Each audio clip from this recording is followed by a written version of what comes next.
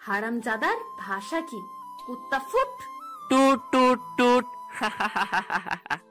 কথায় আছে না, ভূতের মুখে রাম নাম।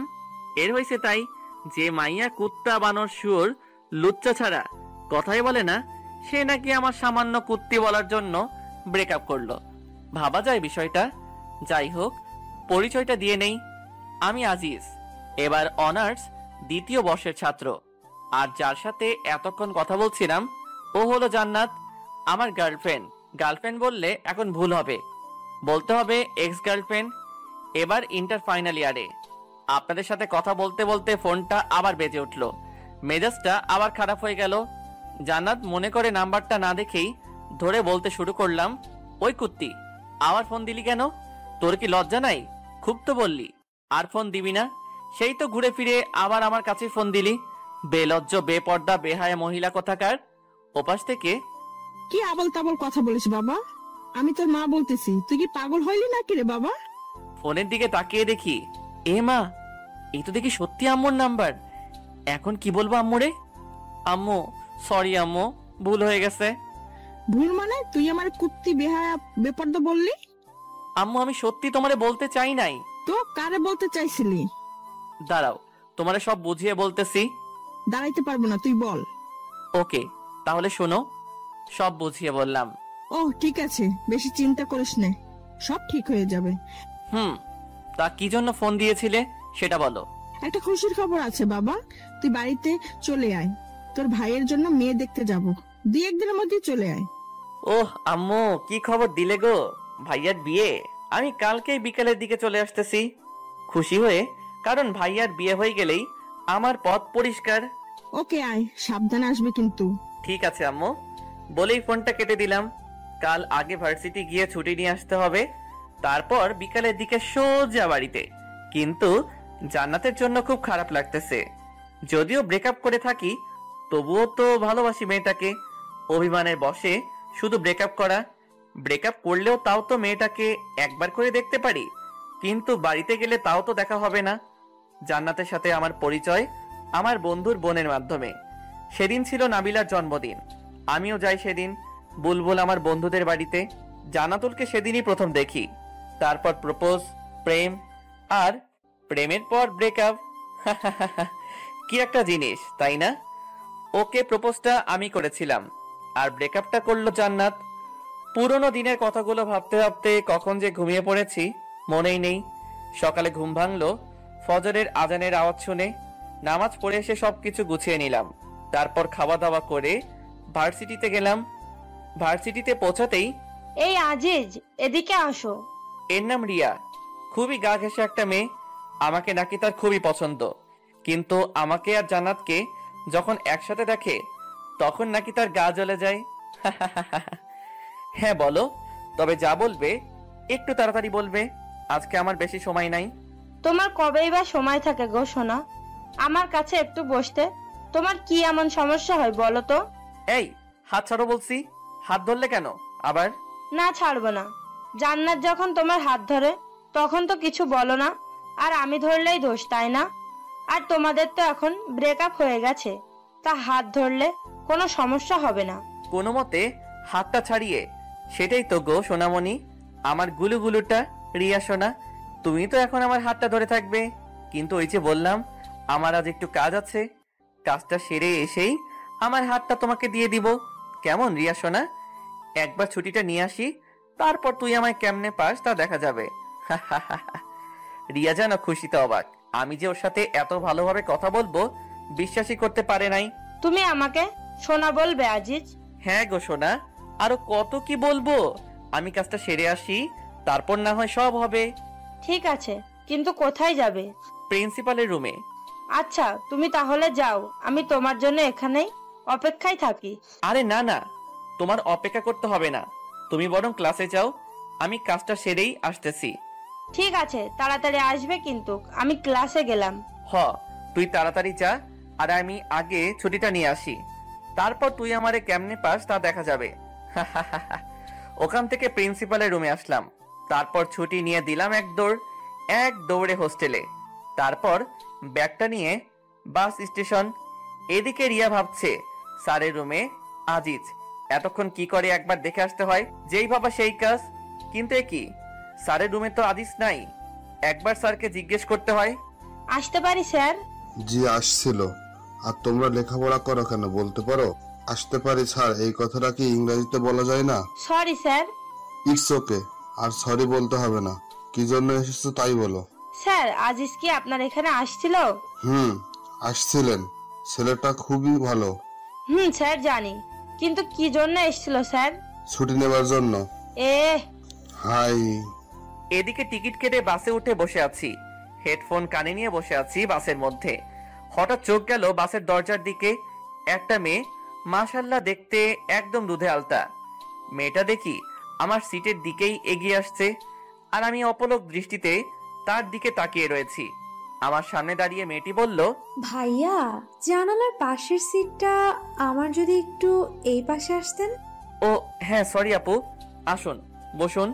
আরে সরি বলছেন কেন? ঠিক আছে। ধন্যবাদ।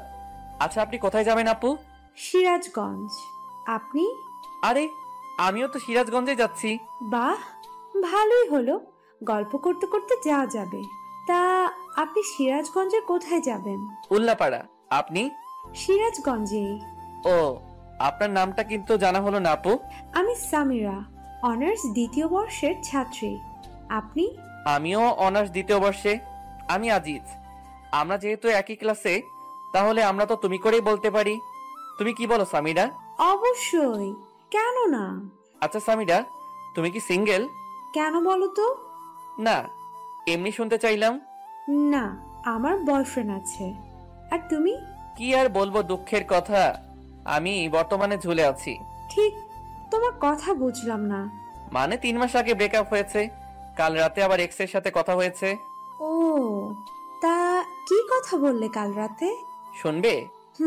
বলো। কথাগুলো শুনে যদি তোমার হাসতে হাসতে কাপড় খুলে যায়, তাহলে আমি কিন্তু দায়ী নই। ধুর, ফাজলামো করো নাকি? বলো তো। তাহলে শোনো, কাল রাতের সব কথাগুলো সামিরাকে বললাম। মেয়েটা হাসতে হাসতে যেন গড়াগড়ি খাওয়ার মতো অবস্থা। আমার সব কথা শুনে সামিরা হাসতে হাসতে বলল, আজিজ, তুমি তাহলে ভাত খোর?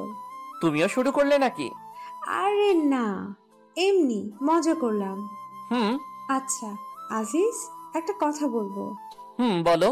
তুমি যদি ভাত খোর হও, তাহলে তুমি এত চিকন কেন? তোমায় তো দেখে মনে হয় না তুমি ভাত খোর। ধুর, ফাইজলামো করছো আমার সাথে। যাও, তোমার সাথেও কথা নাই। আরে আরে, রাগ করো কেন? আমি তো মজা করলাম। আচ্ছা সামিরা, ভাতখোর কাকে বলে বলতে পারবে? আমি কিন্তু এর মানেটা বুঝলাম না। ওটা তোমার গার্লফ্রেন্ডের কাছেই জিজ্ঞেস করো, আমি বলতে পারলাম না। মেয়েটার সাথে কথা বলতে বলতে তার গন্তব্যস্থানে পৌঁছে গেলাম। বাসের মধ্যে দুজন যতটা সময় একসাথে ছিলাম, সারাক্ষণ সামিরার মুখে হাসি ছিল। যাওয়ার সময়, আজিজ, তুমি কিন্তু খুবই মজার একটা মানুষ।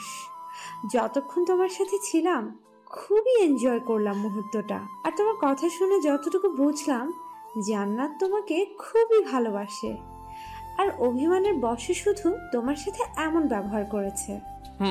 আমি জানি। আমি কিন্তু তোমার গার্লফ্রেন্ডকে চিনি। কি বলো? কিভাবে? সময় হলে জানতে পারবে। আল্লাহ হাফেজ, ভালো থেকো। আজিজ আর জান্নাতের সাথে আবার ভাব করে নিও। আল্লাহ হাফেজ সামিরা। কিন্তু তুমি কিভাবে জান্নাতকে চেনো সেটা তো বলে যাও। যা, মেয়েটা চলে গেল। দূর, ভালো লাগে না। আবার একটা রহস্যের মধ্যে রয়ে গেলাম। আবার ওর নামটা ছাড়া কিছুই জানা হলো না, এমনকি ফোন নাম্বারটাও নেওয়া হলো না। কথাগুলো ভাবতে ভাবতে আমার গন্তব্য স্থানে পৌঁছে গেলাম। আমার শহর উল্লাপাড়াতে। বাস থেকে নেমে একটা সিএনজি নিয়ে সোজা বাড়িতে। দরজার সামনে এসে কলিং বেল বাজাতেই আম্মু এসে দরজা খুলে দিলেন। কি রে, এত তাড়াতাড়ি এসে গেলি? কই আসলাম এতদিন পর, একটু আদর যত্ন করবে তা না, বলছো এত তাড়াতাড়ি চলে আসলাম। আর এখন কত বাজে সেদিকে খেয়াল আছে তোমার আম্মু? বিকাল 5:30 বাজে। আচ্ছা বাবা, আমার ভুল হয়ে গেছে, মাফ কর আমাকে। এখন যা, ফ্রেশ হয়ে এসে খাবি কিছু। ভাইয়া কোথায়? তোর ভাইয়া তার রুমেই আছে। ওকে আম্মা জান, আমি গেলাম বলেই সোজা আমার রুমে চলে গেলাম। তারপর ফ্রেশ হয়ে খাওয়া দাওয়া করে ভাইয়ার রুমে গেলাম। গিয়ে, কি করছিস ভাইয়া? আরে আজিজ, তুই কখন আসলি? আয় এদিকে আয়, বস এখানে। ভাইয়া শুনলাম কাল নাকি তোর জন্য মেয়ে দেখতে যাবে। হ্যাঁ, সেই জন্যই তো তোকে নিয়ে আসলাম। কিন্তু তুই নাকি একটা মেয়ের সাথে রিলেশন করিস, তাহলে তার কি হবে? আরে বোকা, তোর আবার কি হবে? ওর সাথেই তো বিয়েটা ঠিক হলো, আমার পছন্দের মানুষের সাথে। ভাইয়া তোর সাথে তো তোর ভালোবাসার মানুষটার বিয়ে হচ্ছে, কিন্তু আমার যে কি হবে আল্লাহ ভালো জানে। কিরে, এত কি ভাবিস? কই কিছু না তো। তা তোর জান্নাতুলের কি খবর? এখন কি তোর ঝাড়ির উপর রাখে নাকি? ধুর, তুই যে কি বলিস না ভাইয়া। মেয়েটা কিন্তু খুব ভালো। তোরে কইছে মেয়েটা ভালো, তুই কি ওরে দেখছিস নাকি? দেখি নাই, তবে কথা তো বলেছি। তুই থাক তোর কথা নিয়ে, আমি গেলাম, এখন ঘুমাবো। আবার ডাকতে যাস না জানো। কাল কখন যাবি ভাবিকে দেখতে তাই বল। সকাল 10টার দিকে। ওকে বাই বলেই আমার রুমে চলে আসলাম। সারাদিন অনেক ধকল গেছে, এখন একটু ঘুমাই। হঠাৎ করে ঘুমটা ভেঙে গেল। টেবিলের দিকে তাকিয়ে দেখি জান্নাত সাজগোজ করতেছে। আমি তো দেখেই অবাক। ঠোঁটে হালকা লিপস্টিক, চুলগুলো খোপা করা, পরনে একটা কালো শাড়ি।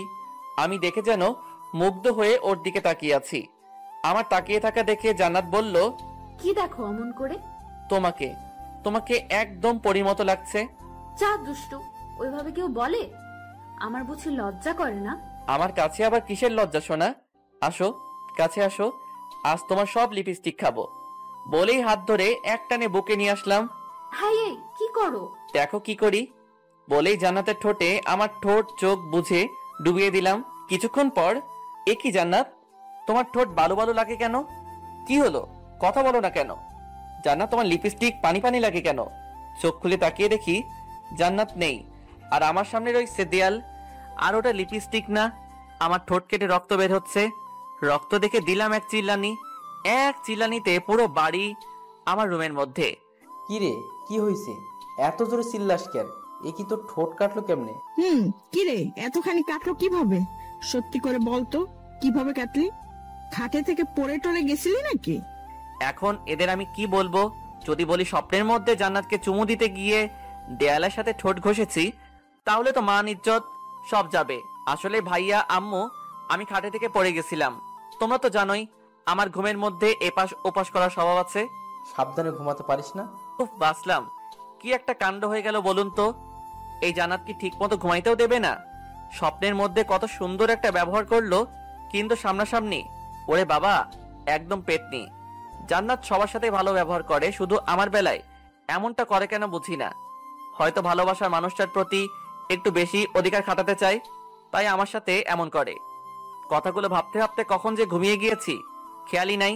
ঘুম থেকে উঠে ফজরের নামাজটা পড়ে খাওয়া দাওয়া করে রেডি হয়ে ভাইয়ার জন্য মেয়ে দেখতে চলে আসলাম। তারপর যা দেখলাম মোটেও তা দেখার জন্য প্রস্তুত ছিলাম না। কারণ তা হলো, ভাইয়ার জন্য মেয়ে দেখতে এসে বসে আছি প্রায় 1 ঘন্টা হলো, কিন্তু মেয়েকে আনার কোনো নামই নাই। মেয়ে আসুক আর না আসুক তাতে আমার কি। সামনে বিভিন্ন রকমের খাবার রাখা আছে, তা আমি মনের আনন্দে খেয়ে যাচ্ছি, কিন্তু ভাইয়া কিছুই খাচ্ছেন না। ভাইয়ার মুখ দেখার মতো অবস্থা হয়ে আছে, একদম ধুতুম পেঁচা। তাই ভাইয়াকে বললাম, কিরে ভাইয়া, কিছু খাবি না নাকি? দূর, আমি আছি আমার টেনশনে আর তুই আসিস খাওয়া নিয়ে। বুঝি না মেয়েদের এত কি সাজগোজ করা লাগে। সেই কখন থেকে বসে আছি, আমাদের সময়ের দাম নাই নাকি? এত চাপ নিস কেন, আসবে তো নাকি? তোর তো দেখি তরিস হয়েছে না। এত পেশাল করছিস কেন? খা না ভাই, আমার পিছে আবার লাগলি কেন? আচ্ছা ঠিক আছে, আমি কথা বলবো না তোর সাথে, আমি খাই আর তুই অপেক্ষায় থাক ভাবিকে দেখার জন্য। আমি আর কোনো কথা না বলে খাওয়াতে মন দিলাম। নিচের দিকে তাকিয়ে খাইতেছি। খাওয়ার মাঝখানে কেউ একজন বলে উঠল, আরে আজিজ, তুমি এখানে? তাকিয়ে দেখি সামিরা। তুমি এখানে কি করো? আরে সামিরা তুমি? আমি তো আমার ভাইয়ার জন্য মেয়ে মানে আমার ভাবিকে দেখতে এসেছি, কিন্তু তুমি এখানে কি করো? আরে আমি তো দুলালের। দুলালি আমার হবু ভাবির নাম। আমি এখানে থাকবো না তো কে থাকবে? কিরে, তোরা একে অন্যকে চিনিস নাকি? তুমি কিন্তু বললে না কিভাবে জান্নাতকে তুমি চেনো। তোমায় তো বললামই, সময় হলে ঠিক জানতে পারবে। তাহলে তুমি বলবে না তাই তো? আরে পাগল, রাগ করো কেন? তোমার ভাবি কি বিষয়টা জানে যে তুমিও প্রেম করো? দূর, ভাবি জানবে কিভাবে যে আমি প্রেম করি? ভাবিকে তো আমি আজকেই প্রথম দেখলাম। তার মানে তুমি এর আগে তোমার ভাবিকে কখনো দেখো নাই? দেখেছি, তবে ভাইয়ার ফোনে। সামনাসামনি আজই প্রথম। ও বেশ ভালো। তবে আমার মনে হয় বেচাটির চাপটা একটু বেড়েই যাবে, কারণ এখন তার বিয়ে হবে, আবার কিছুদিনের মধ্যে তোমারও বিয়ে হবে, আর তোমার বিয়ের কাজ মেয়েটাকেই একা হাতে সামলাতে হবে, তাই না? ধুর সামিরা, তুমি যে কি বলো না। লজ্জা পেলে বুঝি? আরে না না, লজ্জা পাবো কেন? আমাদের কথার মাঝেই ভাইয়ার ডাক পড়লো। কিরে, আসবি নাকি না এখানেই থেকে যাবি? না, আসি, দাঁড়াও। আচ্ছা সামিরা, তাহলে আমি আসি, আবার বিয়ের দিন কথা হবে। আল্লাহ হাফেজ। সাবধানে যাবে। আল্লাহ হাফেজ। সামিরার কাছ থেকে আসার পর, আচ্ছা ভাই, বলতো মেয়ে তোর জন্য দেখতে এসেছি নাকি আমার জন্য দেখতে এসেছি? হঠাৎ এমন কথা কেন বলছিস ভাইয়া? ঠিক বুঝতে পারলাম না। না, তোর যা ভাবসাব দেখছি তাই মনে হলো আর কি। তা মেয়েটা কি তোর পছন্দ হয়েছে নাকি? দূর ভাইয়া, তুই না একটু বেশি বুঝিস, বুঝলি? সামিরা আমার ফ্রেন্ড, আর ওর বয়ফ্রেন্ড আছে। ও কথা বলতে বলতে বাড়িতে চলে আসলাম। বুলবুলকে একবার ফোন দিতে হবে দাওয়াত দেবার জন্য, আর নাবিলার সাথেও কথা বলতে হবে। ফোন দেবার পর, হে ভাই বল, আর কেমন আছিস? আলহামদুলিল্লাহ ভালো আছি রে দোস্ত, তুই কেমন আছিস? আলহামদুলিল্লাহ ভালোই। শোন, আগামী 10 থেকে 11 তারিখ তো ভাইয়ার বিয়ে ঠিক হয়ে গেল। তুই আর নাবিলা আসবি, কিন্তু তোরা বরং 7-8 তারিখে চলে আয়, অনেক কাজও করতে হবে। দোষ, সে না হয় বুঝলাম, কিন্তু নাবিলা তো মনে হয় যাইতে পারবে না, কারণ 9 তারিখ থেকে ওর পরীক্ষা শুরু হবে। ও, তার মানে তো জান্নাত আসতে পারবে না। আচ্ছা দোস্ত, তাহলে তুই চলে আয়, এখন রাখি। দেখতে দেখতে ভাইয়ার বিয়ের দিন চলে আসলো। বাড়ি ভর্তি মানুষ, সবাই যার যার মতো আনন্দ করছে। আমিও বন্ধুদের সাথে আনন্দ করছি, কিন্তু আনন্দের মাঝেও কিছু একটা যেন ফাঁকা ফাঁকা মনে হচ্ছে। আর সেই কিছু একটা হলো জান্নাত। হঠাৎ আমার সামনে সামিরা এসে হাজির, কিন্তু সে একা না, একটা ছেলের হাত ধরে আছে। আমাকে দেখেই ও বলল, হাই আজিজ, কেমন আছো? ভালো, তুমি? আমিও ভালো। আজিজ, যে হচ্ছে আমার বয়ফ্রেন্ড তৌসিফ, তৌসিফ আহমেদ শান্ত। আর তৌসিফ, ও হলো আজিজ। তোমাকে তো বলেছি সব ওর বিষয়ে। হ্যালো ভাইয়া, কেমন আছেন? ভালো আছি ভাই, কিন্তু আমার মনে হয় তুমি ভালো নেই, তাই না? সামিরার কাছে যতটুকু জানা যায় তোমার বিষয়ে সবকিছু শুনলাম। তুমি তো সেই বিখ্যাত সবখোর। ভাইয়া, সবই কপাল। তা তোমার তাকে তো দেখতে পাচ্ছি না ভাই, আসেনি নাকি? আসলে ভাইয়া, তার তো এক্সাম চলছে, তাই আসতে পারে নাই। এইভাবে সামিরা ও তার বয়ফ্রেন্ডের সাথে বলে বিয়ের আসরে চলে আসলাম। বিয়ের সব কাজ সম্পন্ন করে ভাবিকে নিয়ে আমাদের বাড়িতে চলে আসলাম। 7 দিন পর খাবার টেবিলে। আজিজ, একটা কথা ছিল। হ্যাঁ ভাবি, বলো। ভাই, তোমার একটা কাজ করতে হবে। আরে ভাবি, এভাবে বলছো কেন? বলো, তোমার জন্য তোমার ভাইটা কি কাজ করতে পারে? আসলে ভাই, তোমার বোনটা আজকে আসবে আমাদের এখানে, তোমার তাই একটু স্টেশনে যেতে হবে। ঠিক আছে ভাবি, তোমার চিন্তা করতে হবে না, আমি গিয়ে নিয়ে আসবো। কিন্তু ভাবি, তোমার বোনকে তো সেদিন বিয়েতে দেখলাম না। ওর তো এক্সাম চলছিল, তাই বাড়িতে আসতে পারে নাই। এখন সোজা আমাদের এখানে আসবে। ও, তা ভাবি, তোমার বোনের নামটা কি? জেসমিন। ঠিক আছে। ভাবির সাথে কথা বলে রুমে এসে ঘুমিয়ে বিকালের দিকে স্টেশনে গেলাম। অনেকক্ষণ হলো দাঁড়িয়ে আছি, শালার ট্রেন আসার নামই নাই। তাই স্টেশনের একটা বেঞ্চে বসে পড়লাম। কিছুক্ষণ পর একটা ট্রেন থামলো, আর ট্রেন থেকে নেমে দেখলাম একটা মেয়ে আমার দিকেই আসছে। মেয়েটাকে দেখে মনে হচ্ছে খুবই পর্দাশীল একটা নারী। পরনে একটা কালো বোরকা, হাতে হাত মোজা, পায়ে পা মোজা, মাথাটা বোরকার কালো কাপড় মানে হিজাব দিয়ে ঢাকা। আমার সামনে এসে মেয়েটা, আপনি কি আজিজ? কিন্তু আপনাকে তো ঠিক চিনলাম না। আমি জেসমিন, আর আপনি আমার বেয়াই, তাই না? বেআইন, আমি আপনার বেআই। কিন্তু বেআইন সাহেব, আপনি আমায় চিনলেন কেমন করে? আপনি তো আমায় আগে কখনো দেখেন নাই। আসলে আপু কাল আপনার একটা ফটো দিয়েছিল, তাই চিনলাম আর কি। কিন্তু বেআইন, আপনার কণ্ঠটা কেমন যেন চেনা চেনা লাগে। কি কি বললেন? আমার কণ্ঠ চেনা চেনা লাগে? আরে বেআইন, এমনি মজা করলাম। আপনি 10টা না, 5টা না, একটা মাত্র বেআইন, তাই মজা করলাম। মাইন্ড করলেন নাকি? না না, মাইন্ড করব কেন? আমি কি এখানেই দাঁড়িয়ে থাকবো নাকি আমাকে আপনাদের বাড়িতে নিয়ে যাবেন বেআই মশাই? ও হ্যাঁ, চলুন চলুন। চলুন। তারপর বেআইনকে নিয়ে বাড়িতে চলে আসলাম আর ভাবিকে বললাম, ভাবি এই নাও তোমার আমানত, সশরীরে নিয়ে এসেছি। ভাই ধন্যবাদ। স্বাগত। শোনো, আমি এখন আবার ঘুমাবো, রাতে কিছু খাবো না, আবার ডাকতে যেও না যেন। সকালে বুকের উপর কিছু একটা ভারী ভারী অনুভব করলাম, মনে হচ্ছে কেউ একজন আমার বুকের উপর মাথা রেখে শুয়ে আছে। চোখ খুলে তাকিয়ে দেখি, এ কি, এ তো জান্নাত। জান্নাত কিভাবে আমার রুমে আসলো আর আমার বুকে মাথা রেখে শুয়ে আছে কেন? নাকি আমি আবার সেদিনের মতো স্বপ্ন দেখছি? হয়তো স্বপ্নই হবে। সেদিন স্বপ্নে জান্নাত মনে করে দেয়ালের সাথে কি একটা কাণ্ড হয়ে গেল, ভাবতেই কেমন গা কেমনটা করে ওঠে। কিন্তু যদি এটা মানুষই না হয় তবে এত ভারী ভারী লাগে কেন? হাতে একটা চিমটি কেটে দেখলাম, না এটা তো স্বপ্ন না, সত্যি এটা জান্নাত। একবার ধাক্কা দিয়ে দেখি কে এটা। এই মেয়ে ওঠো। এই কি হয়েছে? ধাক্কাও কেন? তুমি এখানে কি করো আর আমাদের বাড়িতে আসলে কেমন করে? জান্নাত চোখ খুলে তাকিয়ে দেখে সে আমার বুকের উপর শুয়ে আছে। অমনি লাফ দিয়ে ওঠে, আমি তো আসছি তোকে মারার জন্য। বুঝলাম, আমাকে মারতে এখানে আসছো, কিন্তু আমার বুকের উপর কি করো? আমি তো রুমে এসে দেখি তুই ঘুমিয়ে আছিস, তাই কিছু বলি নাই। কারণ আমি যাকে মারি সামনাসামনি মারি, আমি কি ভীতু নাকি? তাও বুঝলাম তুমি ভীতু না, কিন্তু আমাদের বাড়িতে আসলে কেমন করে তাই বলো। কাল তো তুই নিজেই আমাকে নিয়ে আসলি। কি বলো? আমি কখন তোমাকে নিয়ে আসলাম? কাল বিকালে। ধুর, ফাজলামো করিস নাকি আমার সাথে? কাল বিকালে কোথায় থেকে তোমাকে নিয়ে আসলাম? কেন স্টেশন থেকে?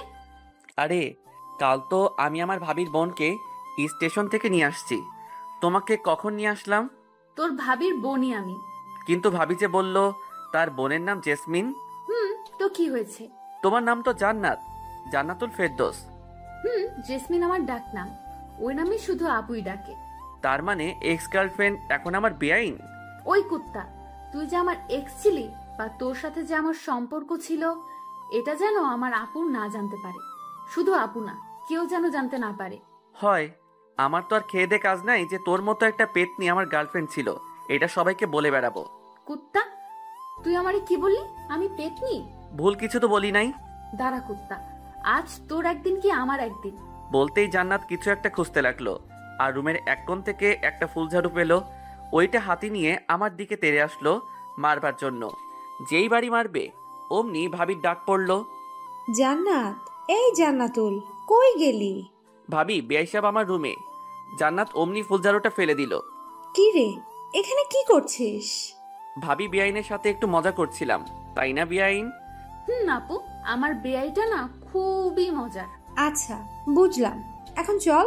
ঘুম থেকে উঠে তো ফ্রেশও হোস নাই, আগে ফ্রেশ হয়ে খাওয়া দাওয়া করে নে, তারপর দুজনে গল্প করিস। এখন আর মহারাজ আপনিও ফ্রেশ হয়ে নিচে খেতে আসুন।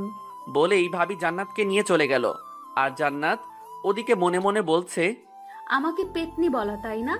এখন যদি আপু না আসতো তবে শয়তানটার হাড়গোড় ভেঙে ফেলতাম। কিন্তু শয়তানটা কি বোঝে না যে এই পেতনিটা ওকে কতটা ভালোবাসে? আর এইদিকে আমি, উফ, এখন কি যে একটা কাণ্ড হয়ে যেত। ভাবি যদি না আসতো তবে আর আমি আস্ত থাকতাম না। ধন্যবাদ ভাবি। কিন্তু ভাই, এক্স গার্লফ্রেন্ড যখন বেআইন হয় তখন যে এতটা ঝামেলা হয় তা জানা ছিল না। বলেই ফ্রেশ হতে চলে গেলাম। ফ্রেশ হয়ে বের হতেই ফোনটা বেজে উঠল। ফোনের স্ক্রিনের দিকে তাকিয়ে দেখি এ তো নাদিয়ার নাম্বার। নাদিয়া আমার স্কুল লাইফের ফ্রেন্ড, আর ও তো এখন চিটাগাঙে। রিসিভ করার পর, ওই কুত্তা, তুই নাকি এখন বাড়িতে? তো কি হয়েছে? তুই তো চিটাগাঙে এখন, তাই না? না, আমি বাড়িতে আসছি আজ 5 দিন হলো। আর কুত্তা, তুই বাড়িতে আমায় বলবি না? আমি একা একা বাড়িতে বসে বসে বোরিং হচ্ছে। তুই কি আমায় বলতে পারতি না যে তুই বাড়িতে আসছিস? আমি এত কিছু জানি না। বিকালে আমার সাথে দেখা কর তুই। আচ্ছা, তুই স্কুলে মাঠে চলে আয়, বিকালে আমিও আসছি। ওকে, এখন রাখি, বিকালে কথা হবে। বুঝি না মেয়েরা এত কথায় কথায় কুত্তা বলে কেন। নাদিয়ার সাথে কথা বলে খাবার টেবিলে চলে আসলাম। খাবার মধ্যে আম্মু বললেন, আজিজ, জি আম্মু। বিকালে জান্নাতকে নিয়ে একটু ঘুরিয়ে নিয়ে আসিস। মেয়েটা আসছে থেকে একা একা ঘরে বসে আছে। কিন্তু আম্মু আসতো। আমি কোনো কিন্তু শুনতে চাই না, যা বললাম তাই যেন হয়। ঠিক আছে, ওনাকে রেডি থাকতে বইলো। কথাটা বলে জান্নাতের দিকে তাকালাম, দেখলাম মেয়েটা অনেক খুশি। বিকেলে বাইক নিয়ে বাইরে জান্নাতের জন্য অপেক্ষা করছি, কিন্তু মহারানীর আসার খবরই নাই। কিছুক্ষণ পর একটা সাদা পরী যেন নেমে আসলো আমার সামনে। এটা জান্নাত। সাজের আর বর্ণনা দিলাম না, কারণ আপনারাও প্রেমে পড়ে যেতে পারেন। জান্নাত দাঁড়িয়ে আছে দেখে আমি বললাম, কি হলো, উঠবেন না নাকি? নাকি আমি একাই চলে যাব? না না, দাঁড়াও, আমিও যাব। তাহলে উঠুন। আচ্ছা আজিজ, দেখো আমায় কেমন দেখা যাচ্ছে। ভালো। জান্নাত হয়তো শুধু এইটুকু আশা করে নাই আমার থেকে, ও ভেবেছে আরো অনেক কিছু বলবো, কিন্তু পেতনিটা জানে না যে তাকে কতটা সুন্দর লাগছে। তারপর দুজন স্কুলের মাঠে চলে আসলাম। দেখি নাদিয়া আগে থেকেই বসে আছে। নাদিয়া আমাকে দেখে আমার কাছে চলে আসলো। এতক্ষণে আসার সময় হলো তোর? সে কখন থেকে বসে আছে? আর এই মেয়েটা কে দোস্ত? দোস্ত, ওর নাম জান্নাত, আমার বেআইন। ও, কিন্তু তোর সাথে যে আমার কিছু কথা আছে। তো বল, কি কথা? না, এখানে না, তুই এদিকে আয়। আর আপু, তুমি একটু এখানে বসে থাকো, আমরা আসছি। বলেই নাদিয়া আমার হাত ধরে টানতে টানতে নিয়ে ফাঁকা জায়গায় চলে এলো। আর এদিকে জান্নাত ভাবছে, এ কি গায়ে পড়া মেয়ে রে বাবা, এই ছেমরি তো রিয়া আপুর থেকেও বেশি গায়ে পড়া মেয়ে। আর কি এমন কথা যা আমার সামনে বলা গেল না? না, এই মেয়েটাকে আমার সুবিধার মনে হচ্ছে না। ধুর, ভালো লাগে না। আর এদিকে নাদিয়ার সাথে প্রায় 10 মিনিটের মতো কথা বলে জান্নাতের কাছে আসলাম। কি কথা হলো তা না হয় পরে একদিন শুনবেন, এখন থাক। এসে দেখি মেয়েটা আনমনে কি যেন ভাবছে। তারপর নাদিয়া চলে গেল, আর আমি জান্নাতকে নিয়ে পুরা গ্রাম ঘুরলাম। আমার সাথে ঘুরতে পেরে জান্নাত অনেক খুশি। একটা কথা বলবো? বলো। পেতনিটা কে? কোন পেতনি? লুচ্চা, বোঝো না কোন পেতনি? বানর কুত্তা, এতক্ষণ যার সাথে কথা বলে আসলি সেই পেতনি। ও, ওর নাম তো নাদিয়া, আমার স্কুল লাইফের ফ্রেন্ড। বুঝলাম। এখন চল, বাড়িতে যাব। তারপর জান্নাতকে নিয়ে বাড়িতে চলে আসলাম। রাত 9টা। ছাদে নাদিয়ার সাথে ফোনে কথা বলতেছি, তখনই খেয়াল করলাম কেউ একজন ছাদে এসেছে। পিছনে তাকিয়ে দেখি জান্নাত। তাই নাদিয়াকে বললাম, দোস্ত, তোর সাথে পরে কথা বলি। কার সাথে কথা বলছিলি? নাদিয়ার সাথে। কেন বলো তো? আর যেন ওই পেতনিটার সাথে কথা বলতে না দেখি। কেন? কেন কথা বলবো না? আর বললে কি করবে? একদম গলা টিপে দিব। কি? জি। কিন্তু কেন? আমি তোমার কি হই যে? আর কিছু বলতে পারলাম না, তার আগে আমার ঠোঁটে জান্নাতের ঠোঁট ডুবিয়ে দিল। কতক্ষণ ছিল ঠিক বলতে পারবো না। ছাড়ার পর, কজ আই লাভ ইউ। আর একদিন ওই পেতনিটার সাথে কথা বললে দেখ কি করি তোর। বলেই দৌড়ে চলে গেল। বুঝলাম না কিছু। জান্নাতি আমার সাথে ব্রেকআপ করলো, আর এখনো নিজেই বলছে আই লাভ ইউ। হুট করেই জান্নাত তার ঠোঁট দুটো আমার ঠোঁটের মধ্যে মিলিয়ে দিল। কতক্ষণ যে দুজনের ঠোঁট একত্রে ছিল তা বলতে পারা মুশকিলই বটে। ছাদ থেকে রুমে এসে শুয়ে থেকে ভাবছি কি থেকে কি হয়ে গেল, আর মুচকি মুচকি হাসছি যে মেয়েটা গত 2 বছর আমাদের রিলেশন চলাকালীন নিজে থেকে আমার হাতটা পর্যন্ত ধরছে কিনা মনে নেই, আর আজ সেই মেয়েটাই চুমু দিয়ে দিল। ভাবা যায়? অবশ্য আমার বিষয়টা খারাপ লাগে নাই, ভালোই তো লাগলো। কথাগুলো ভাবতে ভাবতে ভাবি এসে ডেকে গেলেন খাবার জন্য। আমিও ফ্রেশ হয়ে নিচে খেতে চলে এলাম। সবাই যার যার মতো বসে আছি খাবার জন্য। জান্নাতও আছে, আমার দিকে তাকিয়ে মুচকি মুচকি হাসছে। আমি সেই দিকে খেয়াল না দিয়ে খাওয়ার জন্য বসে পড়লাম। জান্নাত খাওয়ার থেকে আমার দিকেই বেশি আর চোখে তাকাচ্ছে। তাই আমি বললাম, কি বেআইন সাহেব, খাচ্ছেন না কেন? খান খান, লজ্জা পাবার কিছু নেই, নিজের বাড়ি মনে করে খেতে পারেন। কি ভাবি, আমি ঠিক বলছি না? জান্নাত আমার দিকে এবার রাগী চোখে তাকালো। ঠিকই তো বলছিস। কিরে জান্নাত, খাচ্ছিস না কেন? এই তো খাইতেছি তো আপু। আর বেআই মশাই লজ্জা পাবো কেন? এটা তো আমার নিজের বাড়িই মনে করি, আর এটা তো আমারও বাড়ি, তাই না? মনে মনে বললাম, আজ বেআইন ডাকছো, কাল যদি তোমায় বউ না ডাকাতে পারি তবে আমার নামও জান্নাত না, বলে রাখলাম। তোরা খাবার সময় কি শুরু করলি? আর ছোট আব্বাজান? আম্মু মাঝে মাঝে আমাকে ছোট আব্বাজান বলে ডাকে। জি আম্মু, বলো। তোর খালাম্মা আজ ফোন দিয়েছিল, তোকে যাইতে বলছে। কিন্তু আম্মু, আমি এখন কিভাবে যাব? কেন বাবা, কেন যাইতে পারবা না? আমি তো তোমার ফোন টেপা আর ঘুরে বেড়ানো ছাড়া আর কোনো কাজ দেখি না, তাহলে কেন যাইতে পারবা না? উপায় নাই, এখন যেতেই হবে। ঠিক আছে, কবে যাইতে হবে? কাল সকাল সকাল বেরিয়ে পড়বি, আর 4-5 দিন থেকে তারপর বাড়িতে আসবি। তোর খালা মনির কাছ থেকে আবার যেন শুনতে হয় না তুই বাড়ি আসার জন্য তার কাছে বায়না করছিস। ঠিক আছে, 4-5 দিন থেকে তারপর বাড়িতে আসবো। এবার খুশি? খুশি। জান্নাত মা, তুমি তাহলে সকাল সকাল রেডি হয়ে থাকো মা। মা ঠিক আছে। বুঝলাম না, আম্মু জান্নাত রেডি থেকে কি করবে? আর ওই আপনি আমার আম্মুরে মা ডাকছেন কেন? জান্নাত তো তোর সাথে যাবে। আমি মা বলে ডাকবো, তাতে আপনার কি? আমি মনে মনে বললাম, মা তো আজ না হয় কাল থেকে ডাকতেই হবে, আমি না হয় এখন থেকেই ডাকা শুরু করলাম। আমার বোকা বরটা বোঝেও না। আর একবার শুধু কাল তোমার সাথে বেরোতে পারি, তারপর দেখো তোমায় কেমন না জানো না চাই। আমি আর কি কমু, সবই তোমাদের ইচ্ছা। পরদিন সকাল 8টায় রেডি হয়ে বাইকে দাঁড়িয়ে আছি। কিছুক্ষণ পর জান্নাত আসলো, সাথে আম্মু আর ভাবি। তাদের কাছে থেকে বিদায় নিয়ে বাইকটা নিয়ে বেরিয়ে পড়লাম। গাড়ির আপন গতিতে গাড়ি চলছে, কিন্তু আমাদের কারোর মুখেই কোনো কথা নেই। নীরবতা ভেঙে জান্নাত বলল, কি হলো, কথা বলছো না কেন? কি বলবো? কেন, আমার সাথে বলার তোমার কোনো কথা নেই? আছে তো অনেক, কিন্তু কিছুই মনে পড়ছে না। ফাজলামো করো নাকি? দূর, ফাজলামো করতে যাব কেন? যা সত্যি তাই বললাম। ঠিক আছে, এখন বলো আমার কেমন লাগছে দেখতে? একদম পেতনির মতো, মজা করে বললাম। দেখতে তো মাশাআল্লাহ পরীর মতো সুন্দর। কি বললি কুত্তা? আউ, মারলে কেন? যা সত্যি তাই তো বললাম। আমার পেতনির মতো দেখতে, তাই না? গাড়ি থামা, গাড়ি থামা বলছি। কেন? যা বললাম তাই কর। ওকে। গাড়ি থামানোর পর, আজিজ, তুই বুঝতে পারছিস যে তুই এখন ফেসে গেছিস? মানে আমি ফেসে গিয়েছি মানেটা কি?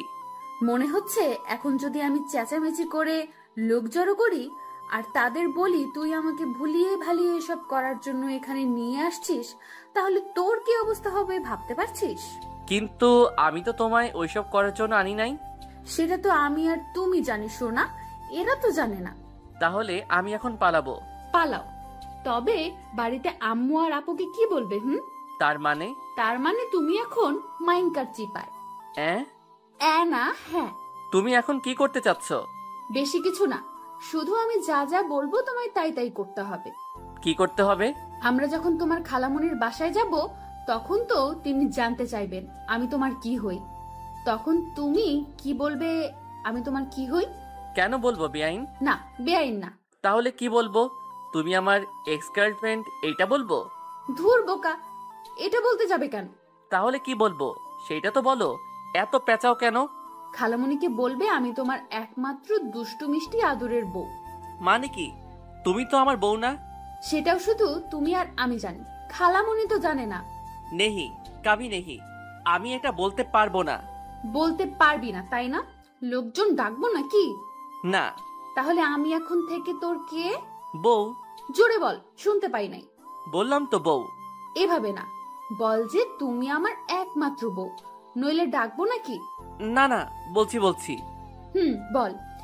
তুমি আমার একমাত্র আদরের বউ। এই তো আমার সোনা বর, আমার জানুটা, আমার গুলুমুলু বাবুটা। এখন চলো যাও যাক সোনা মোনা। চলো। গাড়ি চলছে তো চলছেই, আর আমি শুধু ভাবছি কি যে হতে চলেছে। আমার খালাম্মা তো একদম সহজ সরল একজন মানুষ। জান্নাতের মতলবটা আমি কিছুই বুঝতে পারলাম না। বাইকের আয়নাতে দেখতে পেলাম জান্নাত মুচকি মুচকি হাসছে, এ যেন তার বিজয়ের হাসি। সারা রাস্তা আর একটা কথা হয় নাই দুজনের। গাড়ি এসে থামলো খালামণিদের বাড়ির সামনে। তারপর কলিং বেল দেবার আগে জান্নাত, মনে আছে তো আমি এখন তোমার কে? বউ, একমাত্র আদরের বউ, আমার সোনা বরটা। তোরে দিলাম চুম্মা। তারপর কলিং বেলটা দিলাম। কিছুক্ষণ পরে খালামণি এসে দরজাটা খুলে দিলেন, তারপর আমাকে জড়িয়ে ধরলেন। তারপর খালা জান্নাতের দিকে তাকিয়ে বললেন, কেমন আছিস তোরা? আলহামদুলিল্লাহ ভালো খালাম্মা, তুমি কেমন আছো? আলহামদুলিল্লাহ, আমিও ভালো আছি। ও নিশ্চয় আমাদের বৌমার বোন, তাই না? জি খালাম্মা, তাছাড়াও আমার একটা পরিচয় আছে। কি গো, বলো না কেন, বলো। আরো একটা পরিচয় মানে? সেটা কি? না মানে খালা, জান্নাত জান্নাত আমার বউ। কি? তোমরা বিয়ে করে নিলে আর আমাকে জানালে না? খালামণি, আমরা যে বিয়ে করেছি এটা কেউ জানে না। এমনকি আমাদের এখনো বাসরটাও হয় নাই। কত শখ ছিল আমার বরটার সাথে বাসর করব, তা এখনো হয়ে ওঠেনি। মাইয়াই বলে কি, এখানে আবার বাসর কই থেকে আসলো? কি করতে চাচ্ছে জান্নাত? আমি তো কিছুই বুঝতে পারছি না। প্রথমে বিয়ে না করেই আমার বউ হয়ে গেল, আর এখন বলছে বাসরের কথা। আল্লাহ রক্ষা করুন আমায়, কোথায় যে ফেসে যাচ্ছি নিজেও তো বুঝতে পারছি না। কি? তোরা যে বিয়ে করেছিস বাড়িতে কেউ জানে না? না গো খালামণি, কেউ জানে না।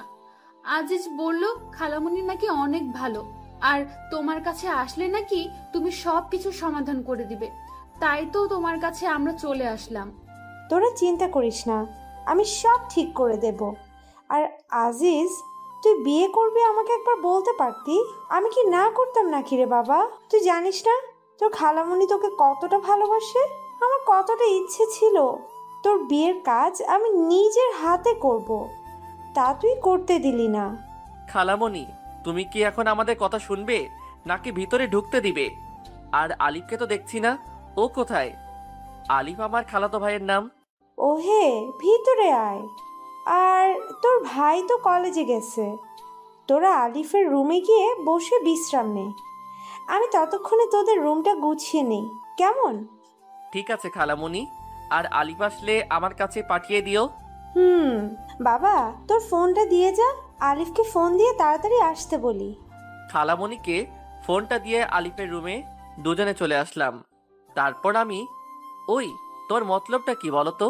তোমার ভাবসাব মোটেও সুবিধার মনে হচ্ছে না আমার কাছে। কেন জানো, তোমার কি মনে হচ্ছে? আর আমার বরটা কি রাগ করলো নাকি? আমি মোটেও তোমার বর নই। তো তুমি আমার কে? কেউ না। সত্যিই আমি তোমার কেউ না? কি হলো, চুপ করে গেলা কেন, বলো। সত্যি আমি তোমার কেউ না? বলেই জান্নাত আমার কাছে আসতে লাগলো। এই কি করছো? কাছে আসবে না, দূরে থাকো বলছি। কাছে আসবো? তুমি কি করবে? কি করবে? আমি কিন্তু চেঁচাবো। চিল্লাও চিল্লাও, যত পারো চিল্লাতে থাকো। এই না না, ধুর ছাই, কে শোনে কার কথা?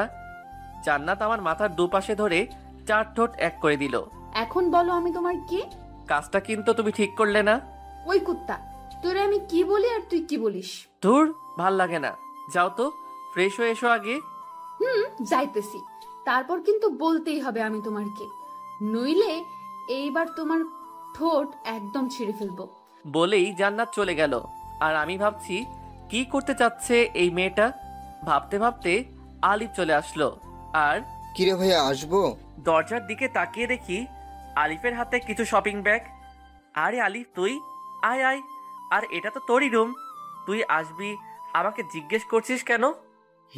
আমার রুম, কিন্তু ভাইয়া রুমে তো তুমি একা নেই, সাথে ভাবিও আছে, তাই না? আর ভাইয়া, এটা তুমি একেবারে ঠিক করলে না। কি ঠিক করলাম না রে ভাই? এই যে বিয়ে করলে না জানিয়ে। তোরে কিভাবে জানাবো রে ভাই? আমি নিজেই জানতাম না যে আমি বিয়ে করেছি, তুই কেমনে জানবি? কিরে ভাইয়া, কথা বলো না কেন? কি ভাবো? আগে জানাইনি তো কি হয়েছে, এখন তো জানলি, তাই না?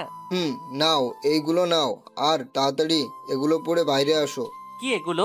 তোমার জন্য পাঞ্জাবি আর ভাবির জন্য বেনারসি। কিন্তু এগুলা কেন?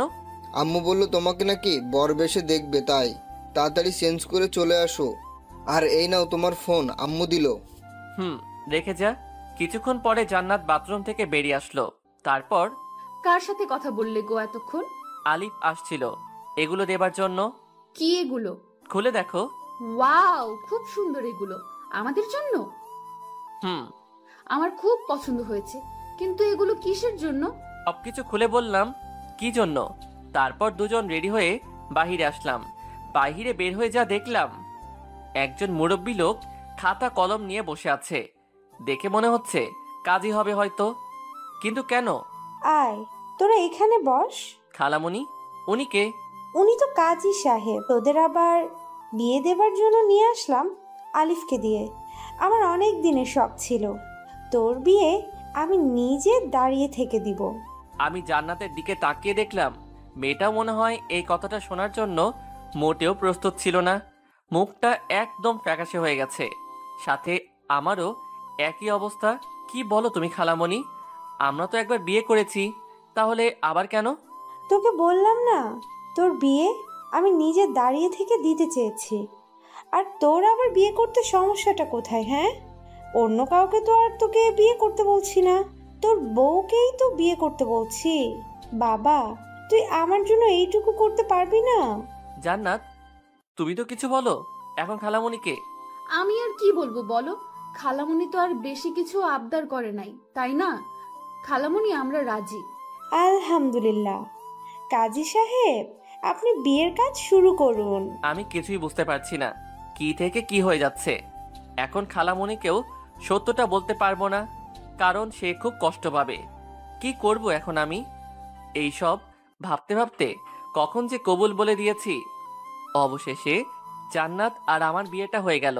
রাত 10টা, বাসর ঘরের মধ্যে বসে আছে জান্নাত। আমি দরজাটা খুলে ভিতরে ঢুকে রীতিমতো অবাক হলাম, কারণ ঘরটা অনেক সুন্দরভাবে সাজানো। এত অল্প সময়ে এত কিছু কিভাবে সাজালো খালামণি বুঝতে পারছি না। মনে হচ্ছে আগে থেকে সাজানো ছিল ঘরটা। আরও অবাক হলাম জান্নাতের দিকে তাকিয়ে, কারণ যে মেয়ে সব সময় আমার পিছে পড়ে থাকে সেই মেয়েটা মাথায় ঘোমটা দিয়ে নিচের দিকে তাকিয়ে বসে আছে। ভাবা যায় জান্নাতকে বউ বেশে যেন সুন্দরী অপ্সরার মতো লাগছে। আমি ভয়ে ভয়ে এক পা দুপা করে খাটের দিকে এগিয়ে যেতে লাগলাম। খাটের কাছে যেতেই জান্নাত খাট থেকে উঠে দাঁড়িয়ে আমার কাছে এসে সালাম করতে লাগলো। আমি তার 2 বাহু ধরে দাঁড় করিয়ে বললাম, এই এই কি করো? তুমি এখন আমার স্বামী, সো এটা আমার অধিকার। শুধু অধিকার নয়, বিয়ের রাতে স্বামীর পায়ে ধরে সালাম করা প্রত্যেকটা স্ত্রীর কর্তব্য ও আমাদের সমাজের নিয়ম। তাই আমাকে তুমি এটা থেকে বিরত রাখতে পারো না। কি আর করা, এই মেয়ের সাথে কথায় পারা খুবই মুশকিল। তারপর জান্নাত আবার আমার পা ছুঁয়ে সালাম করে নিল। তারপর, তোমার কি ওযু আছে? না থাকলে করে আসো, আমরা 2 রাকাত নামাজ আদায় করব। আমি ওযু করে আসছি, তোমার আছে? আছে, আসো তাহলে আমরা নামাজ আদায় করে নিই। জান্নাত 2টা জায়নামাজ বিছিয়ে দিল। আমিও জান্নাত দুজনে নামাজ আদায় করে নিলাম। তারপর নামাজ শেষ করে জান্নাত আবার গিয়ে বিছানাতে বসে পড়ল। আমি আমার টুপি ও পাঞ্জাবিটা খুলে বিছানার দিকে এগিয়ে যেতে লাগলাম। বিছানার কাছে যেতেই জান্নাত একটা বালিশ হাতে নিয়ে আমার দিকে ঢিল মেরে দিয়ে বলল, একদম বিছানার দিকে আসবে না। কেন? কি হলো আবার মেয়েটার? কারণ তুমি ওই সোফায় গিয়ে ঘুমাবে আর আমি এই বিছানায়। বুঝলাম না, তুমি বিছানায় ঘুমাবে আর আমি সোফায় ঘুমাবো? কিন্তু কেন? আমাদের তো বিয়ে হয়ে গেছে, আমরা এখন স্বামী স্ত্রী, তাহলে একসাথে ঘুমালে সমস্যাটা কোথায়? কারণ তুমি তো আর একা না, তাই না? কারণ তোমার তো অনেক বান্ধবী আছে। ভার্সিটিতে রিয়া আপু, তারপর দেখলাম নাদিয়া নামের ওই পেতনি, আর এখন সামিরা আপু তোমার কথা বলে। তার সাথে আমার যখনই কথা হয়। কি বলো এগুলো? তুমি জানো আমি কত কষ্টে সেদিন রিয়াকে ফাঁকি দিয়ে আসছি। রিয়াকে যদি ভালোই বাসতাম তাহলে কি আর তাকে ওইভাবে অবহেলা করতাম? সে না হয় বুঝলাম, কিন্তু নাদিয়া আর সামিরা আপু, তুমি সেদিন নাদিরার সাথে কি কথা বললে যা আমার সামনে বলা যেত না? এই কথা এটা সেই দিন জিজ্ঞেস করলেই তো বলে দিতাম। এর জন্য আমার পাগলিটা অভিমান করে আছে। সেদিন বলো নাই তো এখন বলো। একদম মিথ্যা কথা বলবে না, তাহলে কিন্তু। আচ্ছা শোনো তাহলে, নাদিয়া আমার স্কুল জীবনের বান্ধবী, আর তোমার বেস্ট ফ্রেন্ডের ভাইয়ের গার্লফ্রেন্ড। ঠিক বুঝলাম না, তোমার বেস্ট ফ্রেন্ড তো নাবিলা, আর নাবিলার ভাই তো বুলবুল ভাইয়া। তার মানে নাদিয়া আপু বুলবুল ভাইয়ের গার্লফ্রেন্ড? মাই ডিয়ার বউ, তোমার আর আমার মধ্যে যেমন মনোমালিন্য হয়েছিল ঠিক তেমনি ওদের মধ্যেও একই অবস্থা হয়েছিল। তাই আমি তাদের সব কিছু ঠিক করে দিলাম। আর তুমি তো জানোই তোমার সামিরা আপুর বয়ফ্রেন্ড আছে, তাহলে আর সামিরা আমার একজন ভালো ফ্রেন্ড, বুঝতে পারলেন বউ? বলেই বালিশটা হাতে নিয়ে সোফার দিকে যেতে লাগলাম আর বললাম, তাহলে আমি কি এখন সোফাতে ঘুমাবো? কেন? তুমি তো বললে আমি যেন বিছানাতে না যাই। আমি আমি কখন তোমাকে বললাম? এইমাত্র বললে। ও, বুঝতে পারছি, তুমি তো আমায় ভালোই বাসো না, তাই তো সোফায় ঘুমাতে চাইছো না, তাই না? বুঝি তো, সব বুঝি। ও, এখানেও আমার দোষ হয়ে গেল, তাই না? নিজের কাঁধে কখনোই দোষ নিবা না। আমার বর থাকতে আমি কেন দোষ নিতে যাব? হয়েছে, আমার বরটার আর মন খারাপ করে থাকতে হবে না। আসো সোনামণি, তোমায় একটু আদর করে দেই। বলেই এক লাফে সোজা জান্নাতের কোলে মাথা রেখে শুয়ে পড়লাম। আর জান্নাত আমার মাথায় হাত বুলিয়ে দিতে লাগলো। আচ্ছা জান্নাত, ধরো যদি আমি সত্যি ওদের একজনের সঙ্গে প্রেম করতাম, তাহলে কি করতে? তোমার মাথার সব চুলগুলো ন্যাড়া করে দিতাম, হাত পা ভেঙে দিতাম, আর নাকে ঘুষি মেরে নাক ফাটিয়ে দিতাম। ওরে বাবা, এত কিছু করতে? তখন তো আমায় কেমন বাজে দেখা যেত। তখন তাতে আমার কি? তখন তো সবাই বলতো, দেখ দেখ জান্নাতের বরটাকে কেমন বাজে দেখা যায়। বলতো, কিন্তু কেউ তো আর তোমায় আমার থেকে আলাদা করতে পারতো না। বাহ, তোমার মাথায় তো সেই লেভেলের বুদ্ধি। তা আমায় কি এখন অমন করবে নাকি, যাতে আমার দিকে কেউ নজর না দেয়? না, তা করব না, তবে এমন কিছু করব যাতে করে কেউ তোমার উপর নজর দিলেও তোমার নজর যেন তাদের উপর না পড়ে। সেটা কিভাবে? আমার বেবি লাগবে, একদম ফুটফুটে কিউট বাচ্চা, যাতে তুমি তার কথা চিন্তা করে হলেও আমাদেরকে ছেড়ে না যাও। বলেই কেঁদে দিল আমার বুকের উপর মুখ লুকিয়ে। ধুর পাগলি, তোমাকে ছাড়া আমি বাঁচবই না। ছেড়ে যাওয়া তো দূরের কথা, জান্নাতুলকে জড়িয়ে ধরে তার কপালে একটা চুমু দিয়ে, সত্যি তো? কখনো আমাকে ছেড়ে যাবে না তো? নেহি বউ, কাবি নেহি। তারপরও আমার বেবি লাগবে, আর আজকে থেকেই মিশন শুরু করব আমরা। আজকে থেকেই? হুম। তাহলে দেরি কেন, চলো লেগে পড়ি, আমাদের মিশন স্টার্ট করি, কি বলো? যা দুষ্টু। ইস, আমার বউ তো দেখি লজ্জাও পায়। আসো আসো, আরো কাছে আসো বউ, আর লজ্জা পেতে হবে না। আসো, আমাদের মিশনটা স্টার্ট করা যাক। বলেই জান্নাতের ঠোঁটে আমার ঠোঁট ডুবিয়ে দিলাম। ধীরে ধীরে আমরা একে অন্যের মাঝে হারিয়ে যেতে লাগলাম। সবকিছু জানতে চাহিয়া লজ্জা দিবেন না। আমাদের মিশন কমপ্লিট, এখন ফরজ গোসলটা করতে হবে। আমরা এখন চাই ফরজ গোসলটা সেরে আসি, কেমন? গোসল শেষ করে দুজনেই আমরা রুমে এসে শুয়ে পড়লাম। আমি বালিশে মাথা রেখে শুয়ে আছি, আর জান্নাত আমার বুকের উপর মাথা রেখে শুয়ে আছে। আমি জান্নাতকে বললাম, জান্নাত। ও বউ, শোনো না। বলো না। আমরা কি সত্যি সত্যি বিয়ে করে নিয়েছি? কি বলো এগুলা? বিয়ে করে মিশন কমপ্লিট করে এখন বলছো আমরা কি সত্যি সত্যি বিয়ে করেছি? আমার না বিশ্বাসই হচ্ছে না যে আমরা মিশনটা পর্যন্ত কমপ্লিট করে ফেলেছি। কি থেকে কি হয়ে গেল, তাই না? জি না, আমি চেয়েছি বলেই বিয়েটা হলো, বুঝলে? তার মানে তুমি এই সিচুয়েশনে না পড়লে বিয়েটা করতে না? করতাম কি করতাম না সেটা না হয় কাল সকালেই জানতে পারবে। এখন ভালো ছেলের মতো তোমার এই পেতনি বউটাকে শক্ত করে জড়িয়ে ধরে ঘুমাও তো, অনেক রাত হয়ে গেছে। বউ, তুমি শুধু আমার পেতনি বউ না, আমার দুষ্টু মিষ্টি আদরের বউ। হয়েছে হয়েছে, আর পাম মারতে হবে না, নাও এবার ঘুমাও। আমি আর কথা না বলে জান্নাতকে দু বাহুদয়ের মধ্যে আগলে নিয়ে তার কপালে একটা ভালোবাসার পরশ এঁকে দিলাম। জান্নাত আমার বুকের উপর মুখ লুকিয়ে ঘুমিয়ে পড়ল। এই মেয়েটা কিছুদিন আগেও কি ঝগড়াটাই না করলো আমার সাথে, আর এখন আমার বুকে মুখ লুকিয়ে আমাকে শক্ত করে জড়িয়ে ধরে ঘুমিয়ে আছে। এমন ভাবে ধরে আছে যেন ছেড়ে দিলেই আমি হারিয়ে যাব। ঘুমন্ত পরীটাকে বুকের সাথে আরো শক্ত করে জড়িয়ে নিয়ে আমিও ঘুমের দেশে পা বাড়ালাম। সকালে নাকের মধ্যে কেমন যেন সুরসুরি অনুভব করলাম, সাথে সাথে হাঁচি দিয়ে চোখ খুলে তাকিয়ে দেখি জান্নাত আমার পাশে বসে হাসছে।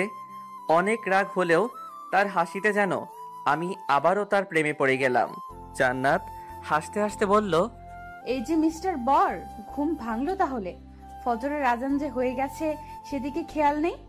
ওঠো ওঠো, তাড়াতাড়ি উঠে ফ্রেশ হয়ে অজু করে আগে নামাজ পড়ে নেন, তারপর না হয় আবার ঘুমায়েন। আর একটু ঘুমাই না বউ, তারপর নামাজ আদায় করে নেই। না না, তা হচ্ছে না, ওঠো বলছি।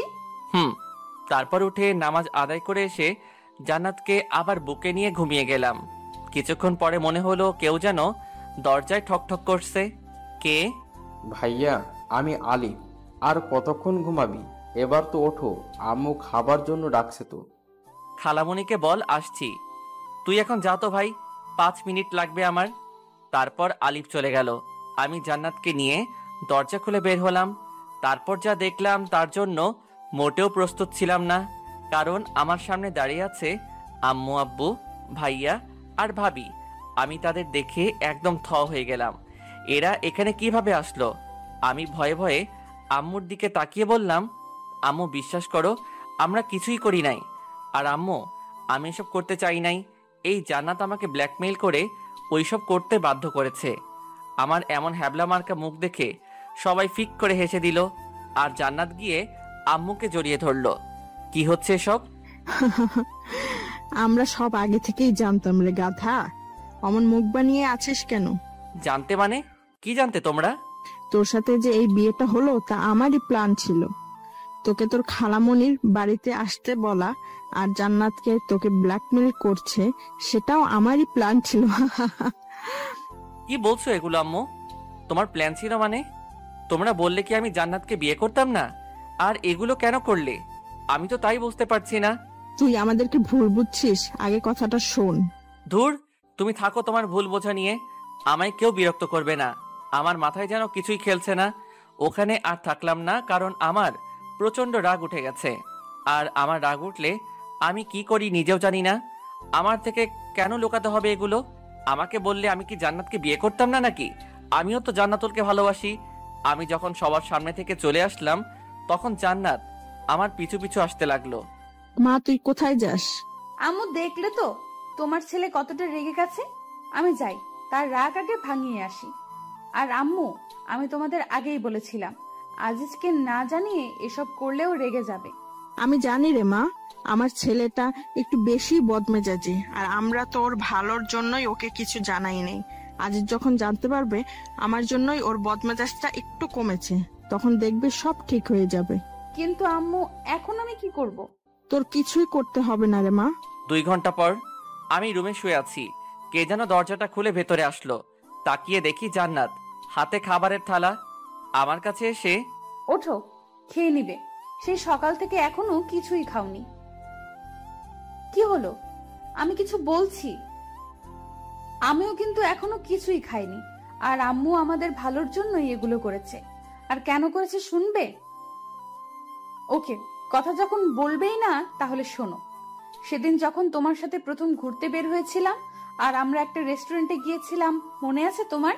রেস্টুরেন্টে তুমি যখন তোমার মোবাইলটা ফেলে ওয়াশরুমে গেলে, তখনই আম্মু ফোন দেয় তোমায়। আমি প্রথমে ধরতে না চেয়েও ফোনটা ধরি। আমার গলা শুনে আম্মু জিজ্ঞেস করেন আমি কে। তখন আমি আমার আর তোমার বিষয়ে সবকিছু খুলে বলি আম্মুকে। আম্মু তখন বলেন, মারে, আমার ছেলেটাকে কিন্তু খুব বদমেজাজি, আর তুই চাইলে আমার ছেলেটার এই স্বভাবটা ঠিক করতে পারিস। কিভাবে? আমার ছেলেটা যখন তোকে মেজাজ দেখাবে, তখন তুই তার থেকে ডাবল মেজাজ দেখাবি। কিন্তু আম্মু। কোনো কিন্তু নয়। তখন থেকে নিজের ইচ্ছা না থাকার পরেও তোমার সাথে খারাপ ব্যবহার করি, তারপর ইগনোরও। জানো, তোমায় যখন এড়িয়ে চলতাম তখন আমার কতটা কষ্ট হতো। তারপর যখন দেখলাম আম্মুর কথাটা অনেক কাজে দিতেছে, তোমার বদ মেজাজটা ভালো হয়ে যাচ্ছে, তখন আমি আর আম্মু অনেক খুশি হয়েছিলাম। আর তারপর আজ এই দিন। কি হলো? তাও এখন আমার সাথে কথা বলবে না? ও, বুঝতে পেরেছি, তুমি তো এখন আর আমাকে ভালোই বাসো না, তো কথা বলছো না। ঠিক আছে, তুমি যখন আমাকে ভালোবাসো না আর কথাও বলবে না, তাহলে আমিও আর তোমার কাছে পড়ে থাকবো না, এখনই চলে যাব। বলেই জান্নাত যেই পা বাড়াবে অমনি ওর হাতটা ধরে এক টানে আমার বুকের উপর নিয়ে এসে, খুব সাহস হয়েছে না? আমাকে ইগনোর করা হয়েছে এতদিন, এখন আবার আমাকে ছেড়ে চলে যাবে না? খুব বার বেড়েছে তোমার, তাই না? আমাকে না জানিয়ে এক পা বাড়ির বাহিরে বের করলে একদম পা ভেঙে হাতে ধরিয়ে দিব। তুমি তো এখন আমায় ভালোই বাসো না, তাই তো কথা বলছো না আমার সাথে। ঠিক আছে, তোমার আর আমার সাথে কথা বলতে হবে না। আমি আর এখানে পড়ে থাকবো না, চলে যাবো আজই, আর এক্ষুনি। তুই জানিস, তোর সাথে যখন আমি কথা বলতে যেতাম আর তুই আমাকে এড়িয়ে চলতি, তখন আমার কতটা কষ্ট হতো। মনে হতো নিজেকে শেষ করে দেই। কিন্তু যখন আম্মু আব্বু ভাইয়ার কথা মনে হতো, তখন আর কিছুই করতে পারতাম না। আবার মনে হতো তুই যদি আবার আমার কাছে ফিরে আসিস আর আমাকে যদি না পাস, তখন তো তুই কষ্ট পাবি। আমি যে তোকে কষ্ট দিতে পারতাম না রে পাগলি। আমি যে তোকে অনেক ভালোবাসি রে। কেমনে থাকতাম তোকে ছাড়া বল? কথাগুলো বলে জান্নাতের দিকে তাকিয়ে দেখি মেয়েটা আমার বুকের মধ্যে মুখ লুকিয়ে কান্না করছে। একটু বেশি বলে ফেললাম নাকি? তাই আবার মজা করে বললাম, তুমি আমাকে ছেড়ে চলে যাবে তাই না জান্নাত? ওকে যাও, তোমাকে ছাড়া তো 3টা মাস থেকেই আসি, আর বাকি জীবনটা না হয় তোমার স্মৃতি নিয়ে বেঁচে থাকবো। আর আমারও অভ্যাস হয়ে গেছে তোমাকে ছাড়া থাকতে থাকতে। যাও যাও, তুমি লাগবে না তোমাকে আমার। কথাটা বলতেই জান্নাত আমাকে আরো শক্ত করে জড়িয়ে ধরে হাউমাউ করে কান্না করে দিল। আমাকে তাড়িয়ে দিবে আজিজ? এইবার আমি তোমার থেকে আলাদা হলে মনে হয় আর বাঁচবো না আজিজ। আমি সত্যি সত্যি মরে যাব। তুমি জানো আজিজ, তোমাকে যখন এড়িয়ে চলতাম, ইচ্ছে না থাকা সত্ত্বেও তোমার থেকে যখন দূরে দূরে থাকতাম, তখন আমার কতটা কষ্ট হতো। মনে হতো আমার বুকের মধ্যে থেকে কেউ যেন আমার কলিজাটা বের করে নিচ্ছে। তারপরও তোমার থেকে দূরে থাকতাম তোমার ভালোর জন্য, আমাদের ভালোর জন্য। আমাকে তাড়িয়ে দিও না আজিজ, আমি যে তোমাকে ছাড়া বাঁচবো না। জান্নাতের গায়ে যতটা সম্ভব শক্তি আছে, সব শক্তি দিয়ে আমাকে জড়িয়ে ধরে কথাগুলো বলল।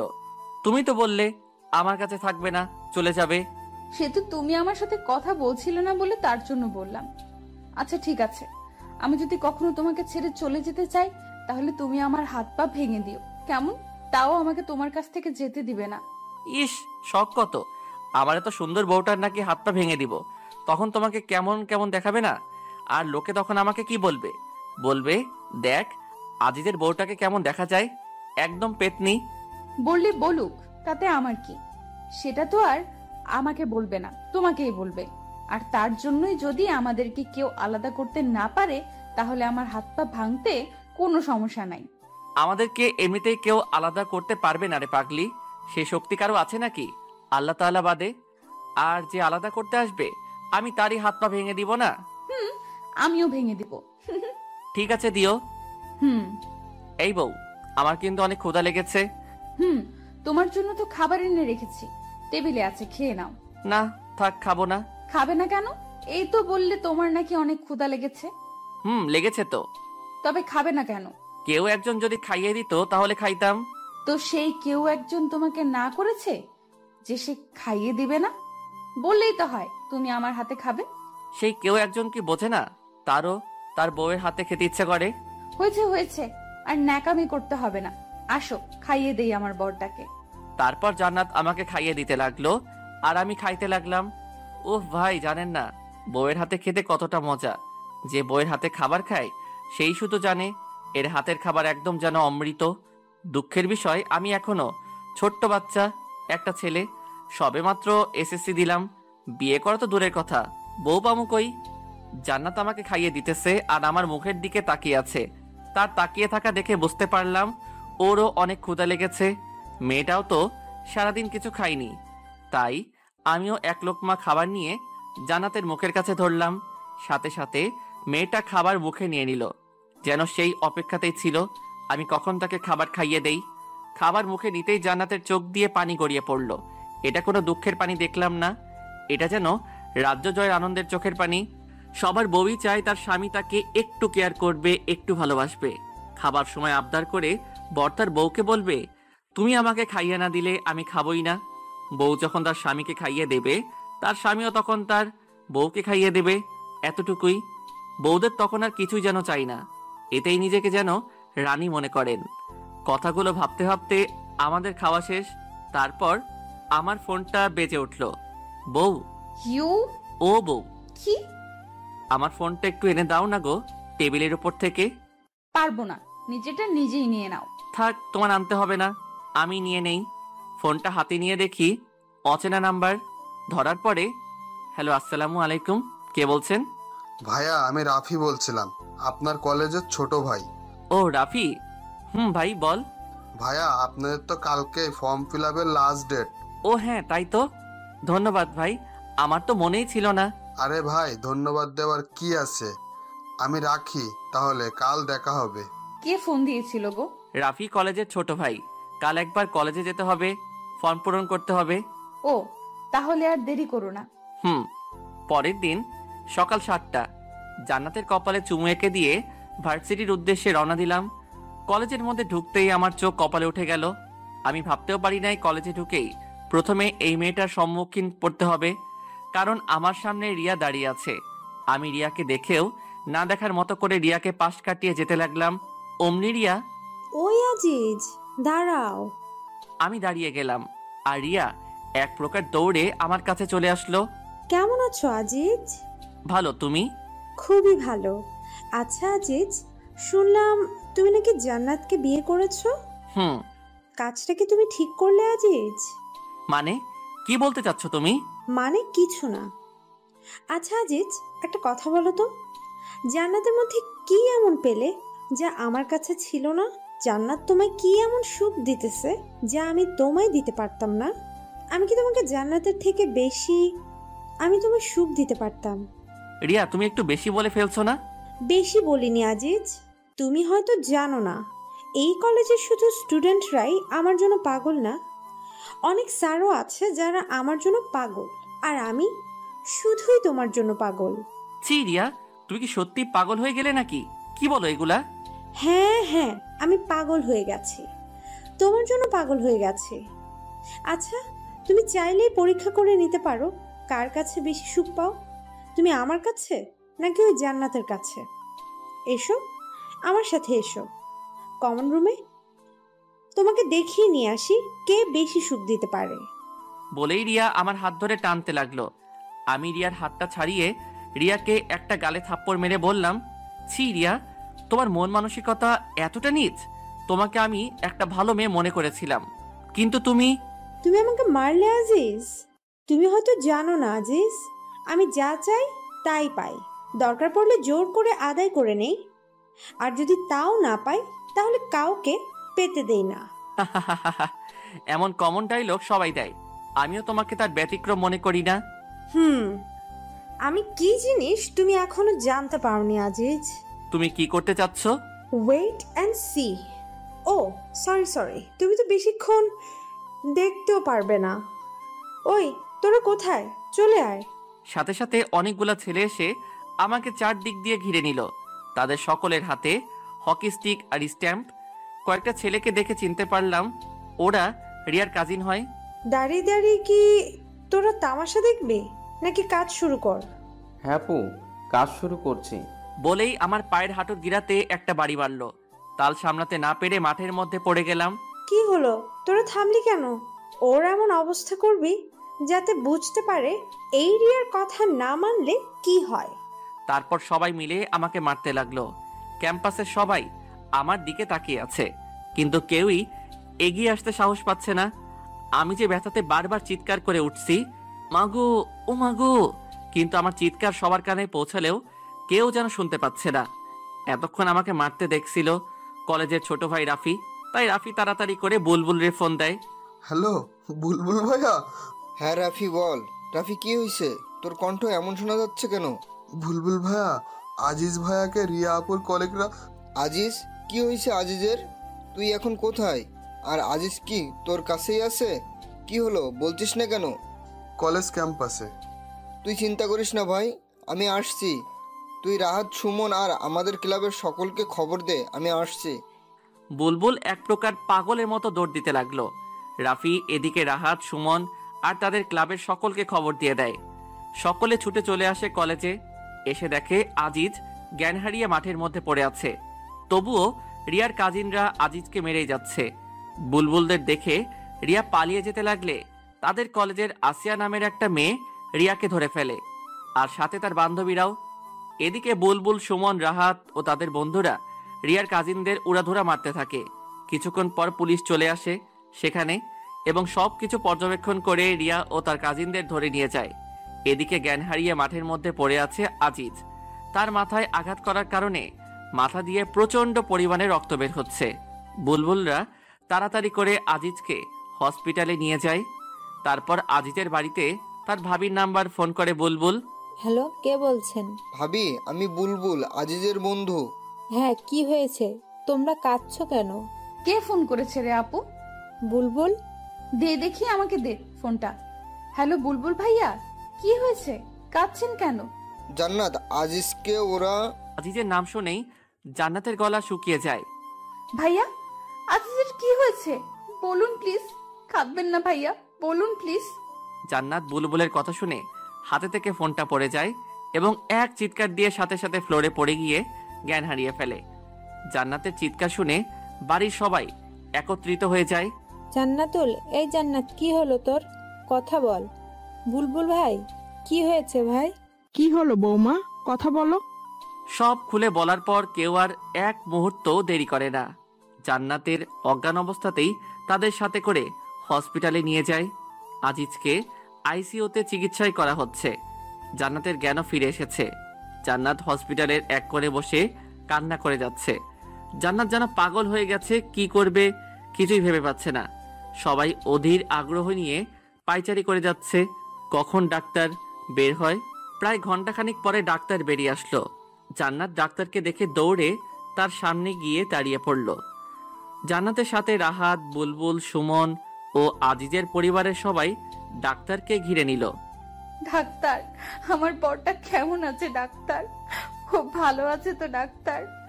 আমার বরটার কিছু হয় নাই তো ডাক্তার? বলুন ডাক্তার, বলুন। আসলে আমরা কি আসলে আসলে করছেন? বলুন না ডাক্তার, আমার আজিজের কিছু হয় নাই তো? বলুন। জান্নাত ছোট বাচ্চাদের মতো এমন ভাবে আবদার করছে যেন ডাক্তার মুখে বললেই সবকিছু ঠিক হয়ে যাবে।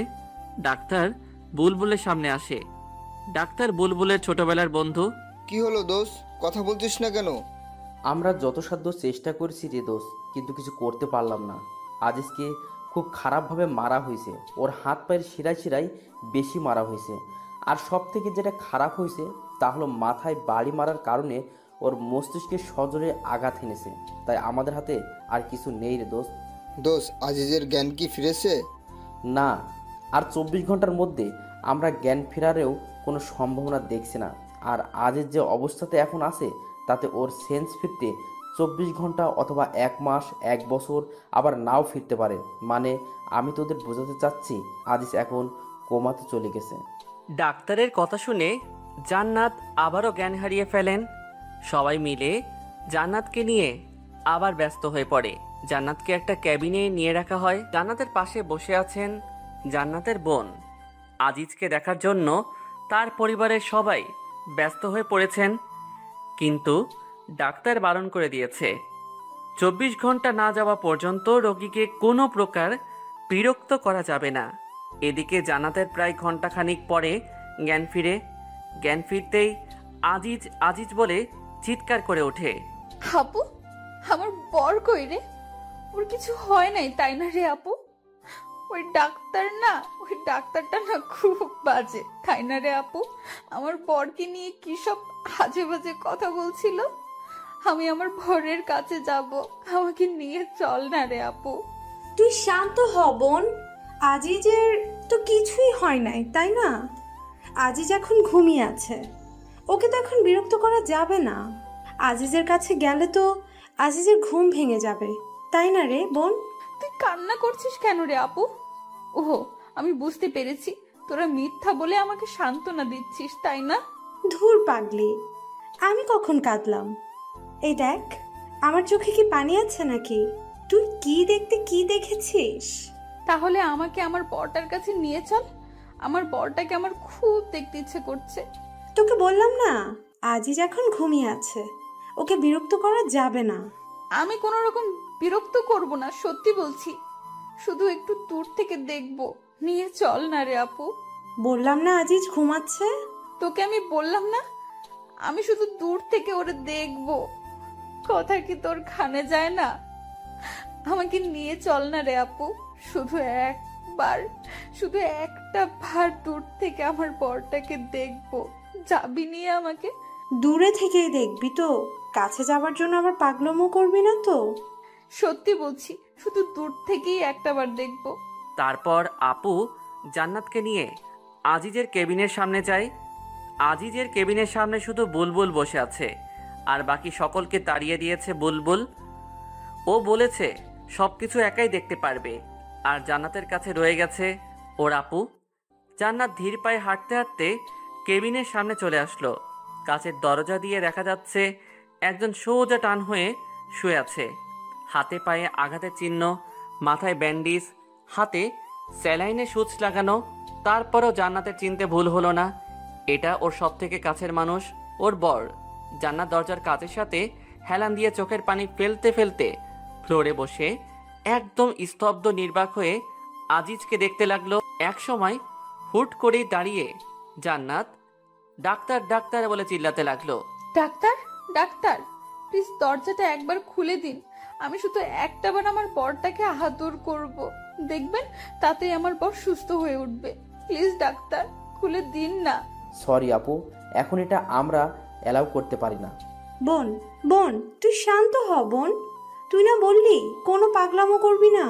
আপু দেখ না, আজিজের খুব কষ্ট হচ্ছে, ওনাদের বল না আমাকে একবার আজিজের কাছে যেতে দিতে।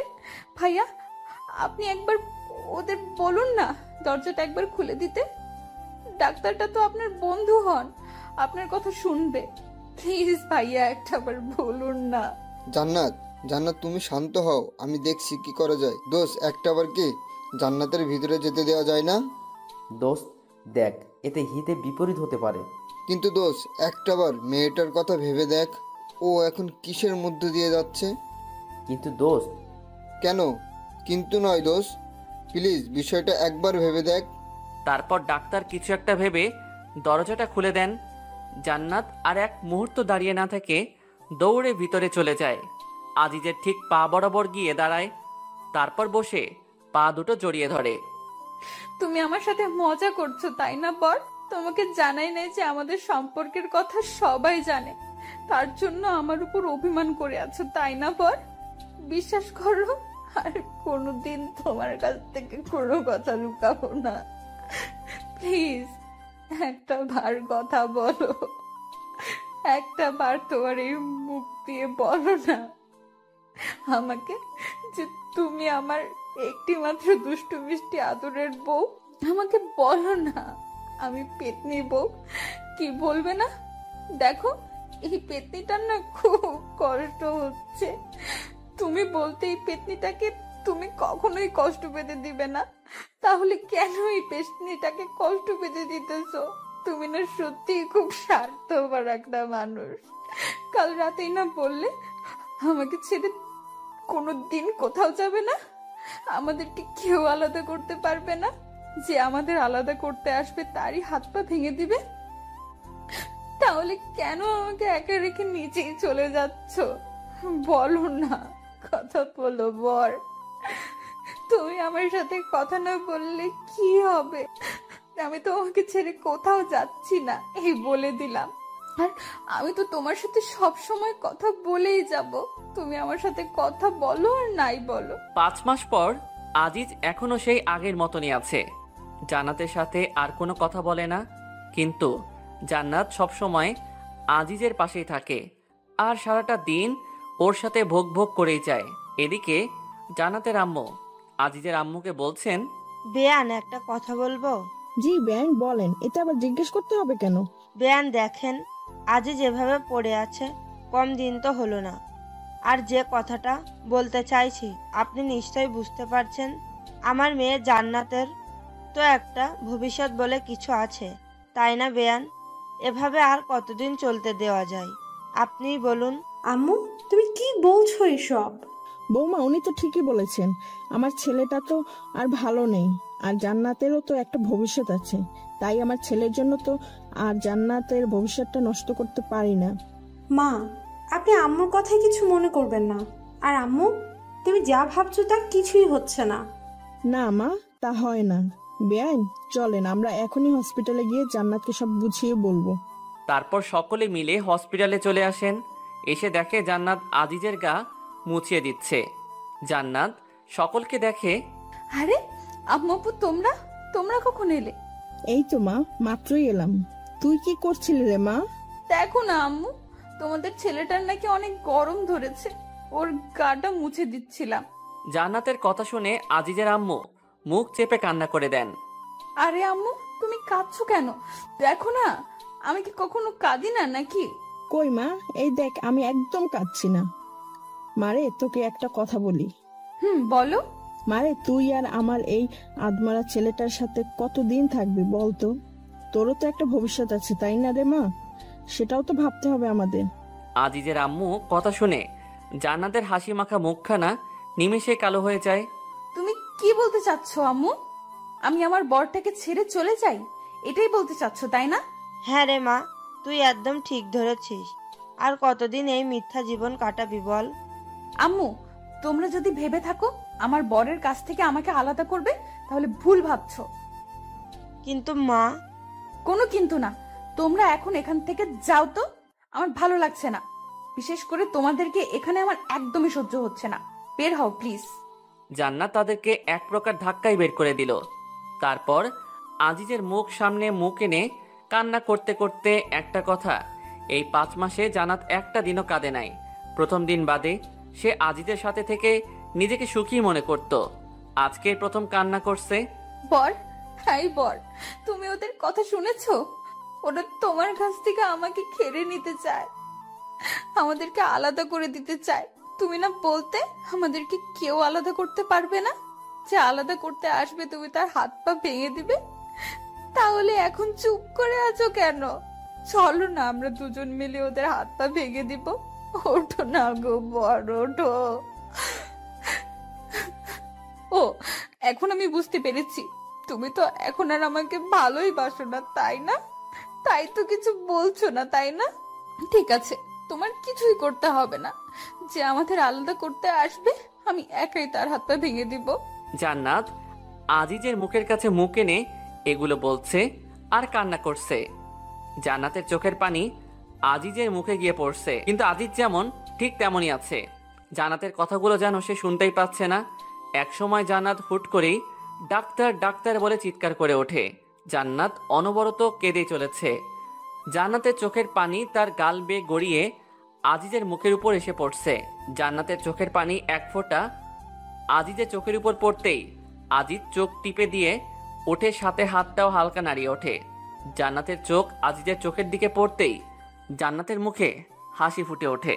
হ্যাঁ বর, তুমি তোমার চোখটা মাত্রই নাড়ালে তাই না? তার মানে তুমি আমার কথা শুনতে পাচ্ছ তাই না? কি হলো, কথা বলছো না কেন? আমি জানি তো তুমি আমার কান্না একদমই সহ্য করতে পারো না, তাই তো চোখের ইশারা করে আমাকে কান্না করতে বারণ করছো তাই না বর? ডাক্তার, ডাক্তার, কোথায় আপনারা? প্লিজ তাড়াতাড়ি আসুন ডাক্তার। কি হয়েছে, এমন উত্তেজিত হচ্ছেন কেন? দেখুন না, আমার বরটা একবার চোখ নাড়ানোর পরে আর নড়ছে না। আপনি প্লিজ উত্তেজিত হবেন না, আমাদের দেখতে দিন। How is possible? মানে তুই কি বলতে যাচ্ছিস? ক্লিয়ার করে বলতো দোস্ত। দ্যাটস মিরাক্কেল দোস্ত। আজিজের নার্ভে ধীরে ধীরে সজাগ হয়ে উঠছে দোস্ত। আমরা এর থেকে এখন ভালো কিছু আশা করতে পারি। মিসেস জান্নাত, আপনি যদি চান তাহলে আজকেই আমরা একটা রিস্ক নিতে চাই। ইনশাল্লাহ এতে কাজে দিতে পারে। জান্নাতের মুখের ভাষা যেন হারিয়ে ফেলেছে। কি বলবে কিছুই ভেবে পাচ্ছে না। ধীরে ধীরে জান্নাত ফ্লোরে বসে পড়ে। অতি সুখে আর অতি দুঃখে এই দুই সময়ে যেন মুখের ভাষা হারিয়ে যায়। জান্নাতেরও তাই হয়েছে, তবে এটা দুঃখের জন্য না, এটা অতি সুখের জন্য। 2 ঘন্টা পরে আইসিইউ এর দরজার সামনে ফ্লোরে বসে মুচকি মুচকি হাসছে জান্নাত। তার আজিজের সাথে যে দিন প্রথম দেখা হয়, সেই দিনের কথা মনে হতেই জান্নাতের হাসি পাচ্ছে বারবার। সেদিন ছিল 21শে জুলাই, নাবিলার জান্নাতের বেস্ট ফ্রেন্ড বুলবুলের বোনের জন্মদিন। একটা ছেলে হ্যাবলার মতো জান্নাতের দিকে তাকিয়েছিল। জান্নাতের দিকে ওভাবে তাকিয়ে থাকা দেখতেই জান্নাত ছেলেটির সামনে গিয়ে, এই ছেলে, সমস্যা কি আপনার? জি, আমাকে বলছেন? আপনাকে নয়তো এখানে আর কে আছে শুনি? আমার দিকে এমন হ্যাপলার মতো তাকিয়ে আছেন কেন? আমি কখন আপনার দিকে তাকালাম? আজিজের এমন চেহারা দেখে জান্নাতের হাসি পেয়ে গেল। একটা কিউট ছেলে ভয় পেয়ে গেলে যে তাকে আরো কতটা কিউট লাগে তা জান্নাত আজিজকে না দেখলে যেন বুঝতেই পারতো না। তারপরও জান্নাত হাসি লুকিয়ে মুখে আবারও রাগী ভাবে এনে আজিজকে বলল, দেখুন, একদম মিথ্যা বলার চেষ্টা করবেন না। এত সময় ধরে আমার দিকে তাকিয়ে থেকে এখন বলছেন তাকাইনি? আপনি ছেলেটা খুবই ফাজিল। সরি। ও, এখন ধরা পড়ে গেছেন এজন্য সরি বলা হচ্ছে না? মেয়েদের দিকে হ্যাবলার মতো তাকিয়ে থাকতে লজ্জা করে না? আমি আপনার দিকে মোটেও ওভাবে তাকিয়েছিলাম না, আর তারপরেও সরি তো বললাম। তার মানে আপনি বলতে চাচ্ছেন আমি মিথ্যা বলছি? আর সরি বললেই কি সব সমস্যার সমাধান হয়ে যায় নাকি? দেখুন মিস, আপনি কিন্তু এমনি এমনি ঝগড়া করছেন আমার সাথে। কি বললেন আপনি? আমি ঝগড়ুটে? আমি আপনার সাথে ঝগড়া করছি? আমি আপনাকে কখন ঝগড়ুটে বললাম? মাত্রই বললেন আমি নাকি আপনার সাথে ঝগড়া করছি, এখন আবার বলছেন কথা বললাম। ধুর, আপনার সাথে কথা বলাটাই ভুল। বলেই রাখতে রাখতে সেখান থেকে অন্য জায়গায় চলে যায় আজিজ, আর এদিকে জান্নাত হাসতে হাসতে যেন শেষ। কি ভীত ছেলে রে বাবা, একটুতেই কেমন ভয় পেয়ে গেল, কিন্তু কথা বলতে ছেলেটা ভয় পেলে অনেক কিউট লাগে, একদম যেন কিউটের ডিব্বা। এরকম একটা কিউট ছেলেকেই তো খুঁজছিলাম এতদিন। এমন একটা কিউট বিএফ যদি আমার থাকতো, উফ, ভাবতেই কেমন কেমন লাগে। এখন যাই, ছেলেটাকে নাবিলার কাছ থেকে শুনে আসি। কি ঝগড়ুটে মেয়ে রে বাবা, একটু নাই তার দিকে তাকিয়েছিলাম, তাই বলে কি এভাবে পায়ে পাড়া দিয়ে ঝগড়া করবে নাকি? আমার জন্য সব মেয়েরা পাগল, আর এর দিকে তাকাতেই বাপরে বাপ, ভাগ্য ভালো এমন কোনো গার্লফ্রেন্ড আমার নেই, থাকলে তো জীবনটা তেনা তেনা বানিয়ে ছাড়তো। তবে গার্লফ্রেন্ড হলেও মন্দ হতো না, cause she is very cute girl. দোস্ত, এদিকে একটু শোন তো। বল। দোস্ত, ওই ছেলেটা কে রে? কোন ছেলেটাকে? ওই যে বুলবুল ভাইয়ের সাথে দাঁড়িয়ে দাঁড়িয়ে কথা বলছে সেই ছেলেটা। ও, ওইটা তো আজিজ ভাইয়া, ভাইয়ার বেস্ট ফ্রেন্ড। কেন রে, প্রেমে টেমে পড়ে গেলে নাকি আজিজ ভাইয়ার? ধুর, কিছু বলিস না। ছেলেটা আমার দিকে কেমন ড্যাব ড্যাব করে তাকিয়েছিল, তাই বললাম। কি, আজিজ ভাইয়া তাকিয়েছিল তোর দিকে? আমার বিশ্বাস হয় না। ভাইয়াকে দেখে পছন্দ হয়ে গেছে, আর এখন আমার কাছে এসে ঢপ মারছিস, তাই না? তুই কি বলতে চাচ্ছিস? আমি দেখতে সুন্দরী না? আমার দিকে ছেলেটা তাকায় না, তাই তো? আমি কখন তোকে বললাম তুই সুন্দরী না?